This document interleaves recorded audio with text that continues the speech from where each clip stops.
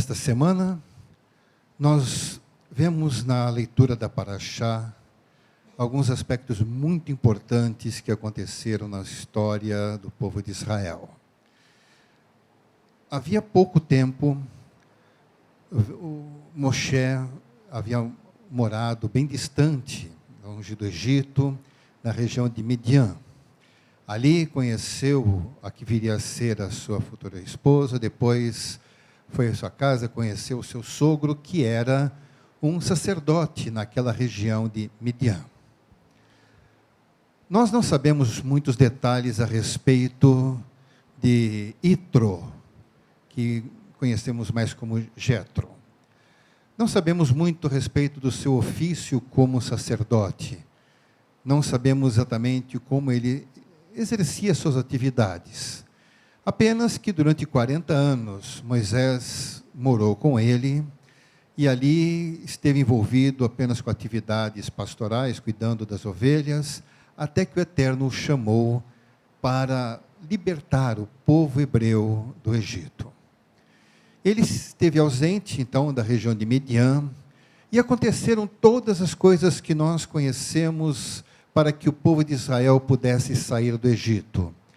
A saída do povo do Egito, que envolveu uma série de catástrofes na terra do Egito, finalmente, com a abertura do mar, engoliu também todo o exército egípcio.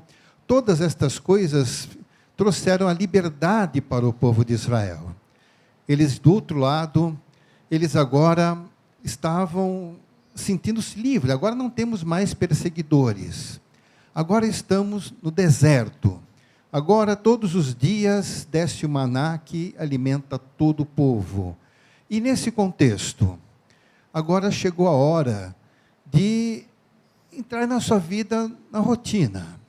Quando Itro finalmente resolveu visitar Moshe, chegando, ele encontrou Moshe numa atividade muito intensa, porque todo aquele povo eram centenas de milhares de famílias, cada um com seus próprios problemas, problemas pessoais, problemas de relacionamento com outras pessoas, problemas legais, uma série de dificuldades em que não serviam os conceitos do Egito. Mas agora todo o problema que eles só tinham um líder, que era Moshe. E chegavam a ele para perguntar como eles deveriam agir. A Torá ainda não havia sido dada para Moshe. Moshe conhecia alguma coisa da justiça do Eterno, mas cada coisa que surgia, ele precisava consultar o Eterno para resolver o problema. E Itro viu aquela situação, e que não estava boa, estava sobrecarregando não apenas Moshe, mas todo o povo que ficava o dia inteiro numa fila esperando para ser atendido, para que cada caso pudesse ser consultado o Eterno. Bem, a recomendação de Itro, visto que era um homem experiente, um homem vivido, deu sugestões para ele dividir aquela carga. Obviamente, Moshe tinha que preparar alguns líderes que iriam dividir, então, a estação, eles iriam também julgar as questões, mas as pessoas precisavam também conhecer a Torá. Mas era melhor e mais fácil Moshe instruir uma quantidade menor de pessoas, para que esses levassem, então, a todo o povo, e também o povo deveria cada vez conhecer mais. Mas, mesmo aquilo tudo ainda não era o suficiente, e por isso que o Eterno ordenou para que Moshe se dirigisse agora para a região do Sinai, e ali subisse no monte, aonde ele haveria de receber toda a instrução que ele precisava saber. Moshe subiu naquele monte, e uma coisa ficou muito clara.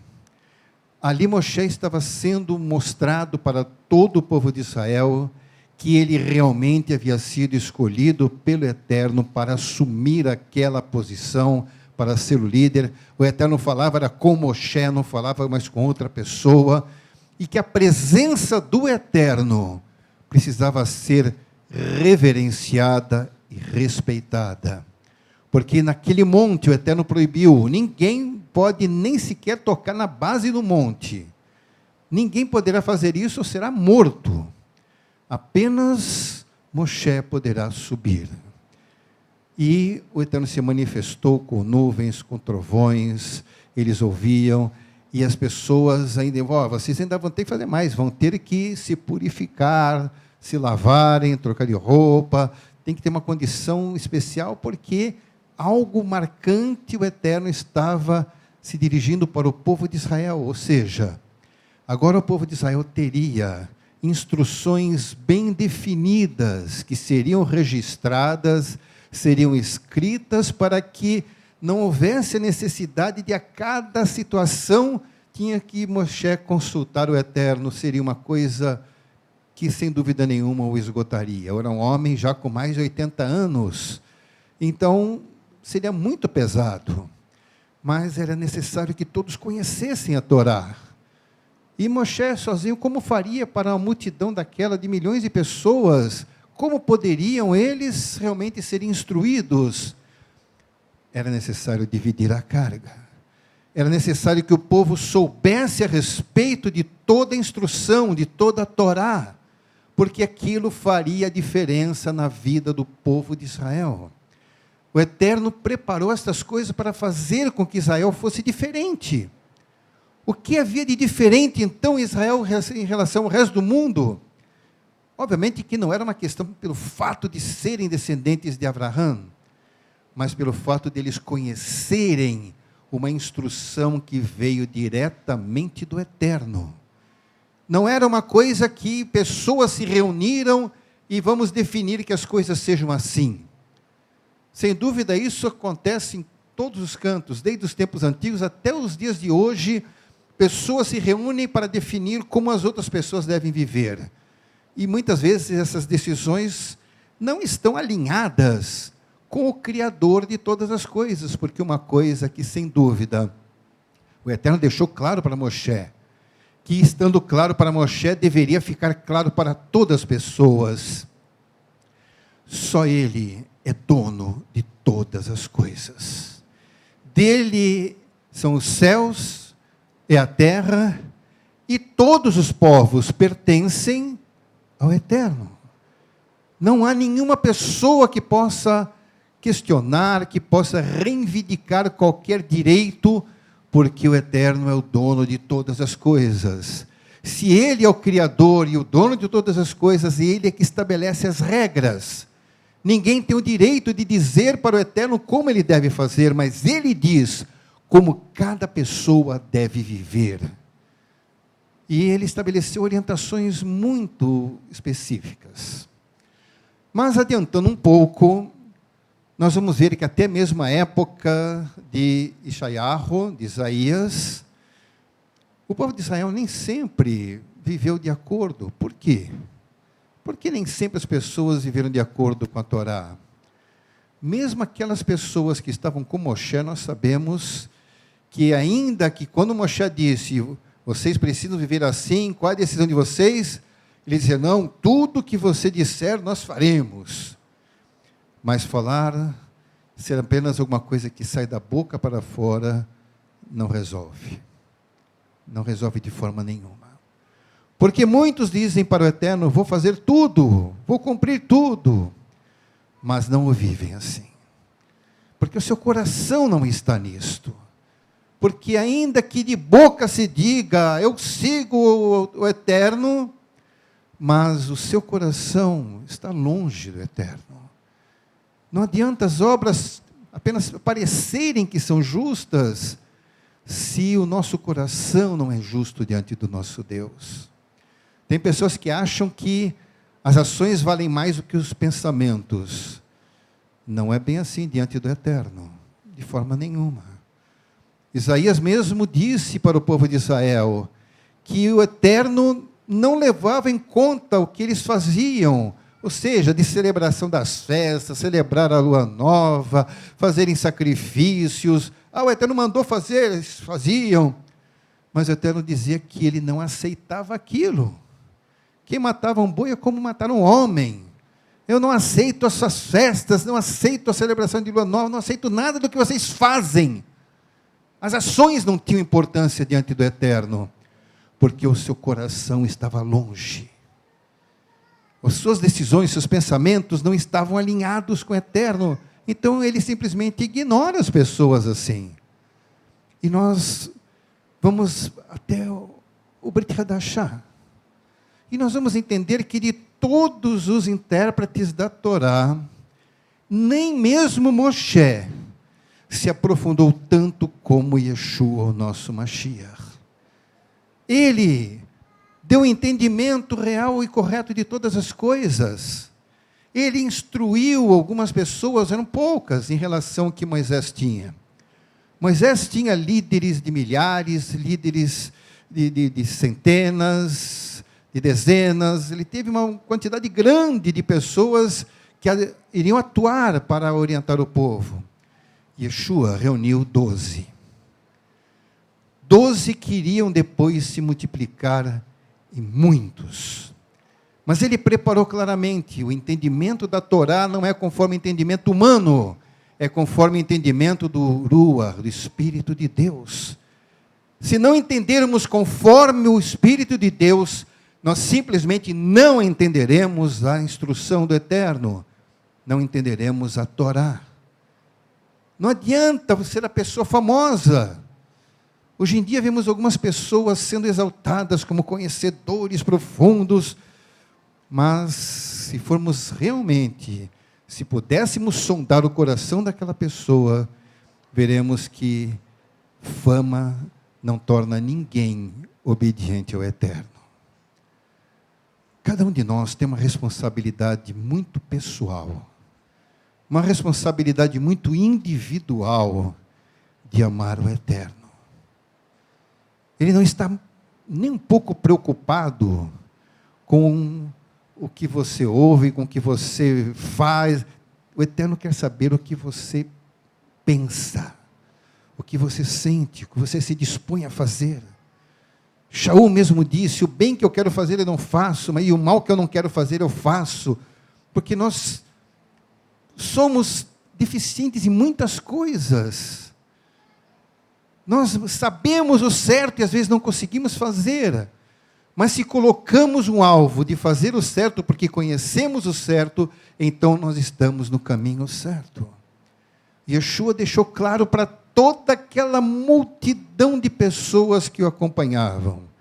As pessoas eram simplesmente pessoas comuns do povo, eram sacerdotes, pessoas do templo, eram levitas, eram fariseus, eram todos os tipos de pessoas religiosas que ouviam Yeshua, e ele deixava claro que eles eram todos pecadores, que todos necessitavam de correção, de servir ao Eterno, e conhecer o Eterno. E aquela multidão de pessoas, nós lemos o texto ali, da porção de hoje, lemos em Atos, e vemos que as pessoas que seguiam Yeshua eram também de todos os níveis. Eram as pessoas comuns e eram até mesmo sacerdotes, que criam em Yeshua. Tem pessoas que acham que só o povão que segue Yeshua, de forma nenhuma. Primeiro que diante de Deus não existe povão. Diante de Deus existem pessoas. Diante do nosso Deus existem seres que precisam da transformação do Ruach, precisam entender a vontade do Eterno, precisam conhecer o caminho para vivermos com o nosso Deus para sempre. Ele olha para você. Ele olha para você e sabe o quanto você precisa aprender. O quanto, não adianta ouvir muito, ler muito, se o Espírito de Deus não tocar no seu coração, todo estudo, toda a participação em palestras, tudo isso será inútil. Porque se você não der ouvidos ao Espírito de Deus, você não entenderá a instrução do Criador. Moshe, quando estava no cume da montanha, ele ouvia do Eterno e entendia tudo que o Eterno estava falando com ele. Ele entendia tão bem, que aquilo mudou a sua maneira, não apenas no sentido emocional, mental, tudo aquilo que faz parte de Moshe em si, mas sabemos que ele até mesmo, quando desceu diante das pessoas, estava brilhando, porque ele refletia a glória de Deus. Seu rosto brilhava. O que significa? Ele estava na presença do Eterno e ele absorvia o que aprendia do Eterno. Como é que pessoas olhavam para Moshe e não conseguiam olhar para o rosto dele? Moshe era um homem igualzinho a todos eles. O que aquelas pessoas tinham que não conseguiam olhar no rosto de Moshe? Elas não estavam na mesma afinidade com o Eterno que Moshe estava. Por não estar em afinidade com o Eterno, não estavam em afinidade nem mesmo com Moshe. Mas será que eles também poderiam ter o seu rosto brilhando? Por que não? Nosso Deus é o mesmo. Nós temos que aprender muitas coisas com o Eterno. Quando aprendemos a vontade do Eterno, nós aprendemos a viver. Sem conhecermos a palavra do Eterno, nós não temos vida. Nós vivemos apenas por nós mesmos. E como nós nos iludimos, achando que somos importantes, que fazemos coisas importantes, que fazemos coisas, vivemos e nos valorizamos demasiadamente. E Yeshua disse claramente: aquele que se exalta será humilhado, mas quem se humilha na presença do Eterno será exaltado. Não somos nós que temos que nos exaltar, o Eterno nos exaltará. Coisas que temos que aprender, mas como vamos aprender isto? Não é só ler, não é só pegar um livro da Torá, ou comentários, e estudar e ler, ou acessar páginas na internet, e ler a opinião de muitas pessoas que dizem que estudaram, que parecem eruditos. Isso aí não vai resolver nosso problema. Porque nós só vamos entender as coisas do Eterno quando o Espírito de Deus nos faz entender. Não precisa aprender tanta coisa, não. Às vezes, uma pequena coisa que nós aprendemos do Eterno é o suficiente para nós nos ligarmos com Ele. Nós sabemos que não são muitos anos de estudo que fazem com que a pessoa seja fiel ao Eterno. Nós precisamos de uma experiência, de uma decisão somente. O Eterno enviou Yeshua para ser o Mashiach que Ele prometeu há muitos séculos antes de Ele vir. Yeshua veio, foi apresentado ao mundo. Yeshua foi apresentado ao mundo como Mashiach, e Ele mesmo anunciou diante de várias pessoas, no caso, por exemplo, quando estavam com Hanan lá no Rio Jordão, eles ouviram uma voz que dizia: este é meu filho amado em quem me comprazo. Ele deixou claro para todas as pessoas que estavam ali que Yeshua era o Filho de Deus. Yeshua mesmo, ele mesmo disse isso a respeito de si mesmo. E era reconhecido pelos seus discípulos como sendo o Filho de Deus. E ainda hoje, passados quase 2000 anos, por termos a presença do Ruach, do Espírito de Deus dentro de nós, nós podemos dizer: Yeshua é o Filho de Deus. Por quê? Porque Ele está presente na minha vida. Porque tudo que eu tenho entendido da Torá não depende de eruditos ou de ditos sábios. Tudo que eu entendo da Torá não depende de intérpretes, mas depende simplesmente do Espírito de Deus agindo em mim. Porque se Ele não tivesse me dado entendimento a respeito da Torá, eu não reconheceria Yeshua como meu Messias e Salvador pessoal.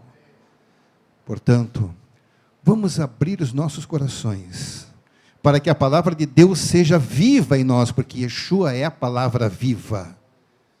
Ele é a palavra de Deus. Ele é a Torá viva. A Torá viva não é um livro. A Torá viva é a instrução de Deus falando profundamente ao nosso coração, transformando a nossa maneira de ser.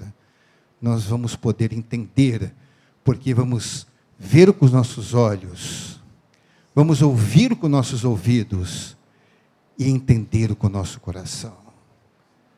Assim como disse o profeta Isaías, nós temos essa possibilidade por conhecermos Yeshua. Nós conhecemos o Mashiach, por isso nos dizemos messiânicos, porque sem o Messias, a nossa vida não vale nada. Sem o Mashiach, nós não conheceremos o Eterno. Sem o Mashiach, não entenderemos coisa nenhuma da Torá. Não adianta simplesmente acharmos que seguimos princípios, regras, celebramos isso, aquilo, sem a presença do Urua em nosso coração, tudo inútil. Mas se Ele está em você, se Ele transformou a sua vida, se Ele nos fez sermos novas criaturas, então podemos dizer, eu vivo, porque Yeshua vive em mim. Que assim seja a transformação em cada pessoa, que a presença de Yeshua seja realmente algo contínuo no coração de cada um. Em nome de Yeshua Mashiach, amém.